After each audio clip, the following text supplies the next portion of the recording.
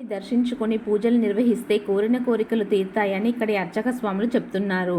వాహనాలకు అక్కడి ఆలయంలో ఒక్కసారి పూజ చేస్తే చాలు, ఎలాంటి గండాలు ఉండవట. ఇప్పుడు అలాంటి ఆలయం ఎక్కడున్నది, ఆలయ చరిత్ర ఏందో తెలుసుకుందాము. రాజన్న సిరిసిల్ల జిల్లా కేంద్రంలో ఉంది అగ్రహారం బోడాంజనేయ స్వామి ఆలయము.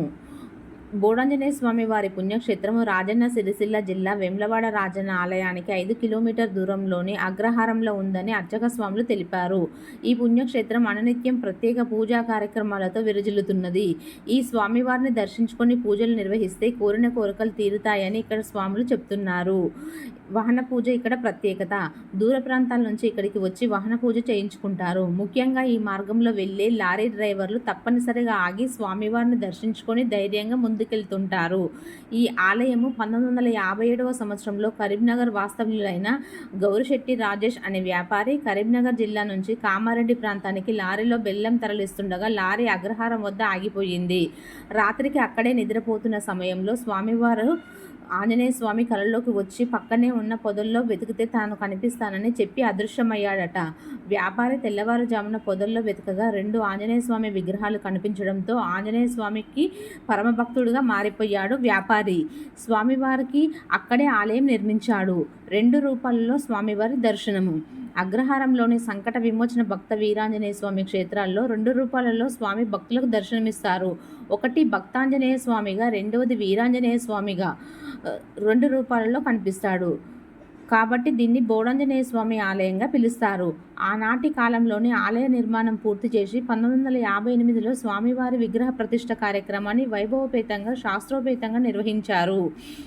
భక్తులు అధిక సంఖ్యలో స్వామివారిని దర్శించుకున్న తర్వాత తమ వాహనాలకు కూడా పూజలు నిర్వహించుకోవడము ఆనవాయితీగా వస్తుందని ఇక్కడ వాహనాలకు పూజలు చేస్తే ఎలాంటి సమస్యలు రాదని భక్తులు విశ్వాసంగా చెప్తున్నారు. లారీ ఆగిపోయిన ప్రాంతం ప్రస్తుతం ఉన్న అగ్రహారం ఆంజనేయ స్వామి వారి పుణ్యక్షేత్రము అక్కడే నిర్మించారని అర్చక స్వాములు పేర్కొన్నారు. అగ్రహారం ఆంజనేయ స్వామి వారి ఆలయంలో ప్రతినిత్యము మన్యసూక్త అభిషేక పూజలు, హనుమాన్ చాలీసా, దండక పారాయణం చేస్తామని, భక్తుల కోరికలను అనుసరించి కూడా ప్రత్యేక పూజా కార్యక్రమాలు చేస్తారని వెల్లడించారు.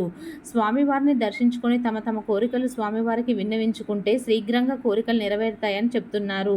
శ్రావణ మాసంలో ప్రతి శని మంగళవారాల్లో 11 మన్యసూక్త అభిషేకాలు ఉంటాయని, పవిత్రమైన మహిమాన్వితమైన పుణ్యక్షేత్రంగా అగ్రహార ఆంజనేయ స్వామి వారి సన్నిధిగా అర్చక స్వాములు పేర్కొన్నారు. అగ్రహార ఆంజనేయ స్వామి వారి సన్నిధిలో నవగ్రహాలు, జ్ఞాన సరస్వతి, శివాలయము, తులసి మాత ఆలయాలు ఉన్నాయని తెలిపారు. ఆలయానికి ముందు భాగాన ఆంజనేయ స్వామి వారి నిలువెత్తు విగ్రహం ప్రత్యేక ఆకర్షణగా నిలుస్తుంది.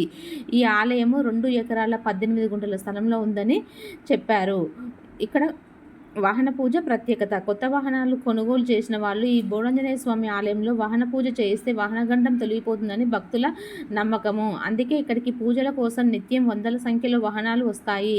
కరీంనగర్ జిల్లా కేంద్రంలో ఉన్న కొండగట్టు ఆంజనేయ స్వామి ఆలయం తర్వాత అగ్రహార ఆంజనేయ స్వామి ఆలయంలోనే ఎక్కువ వాహన పూజలు జరుగుతాయని చెప్తుంటారు. ఏటా హనుమాన్ జయంతి ఉత్సవాలు ఘనంగా జరుగుతాయి. అలాగే పెద్ద జయంతి, చిన్న జయంతి, హనుమాన్ మాలలు దర్శనానికి ధరించడానికి ఈ క్షేత్రానికి పెద్ద సంఖ్యలో భక్తులు వస్తుంటారు. జై హనుమాన్.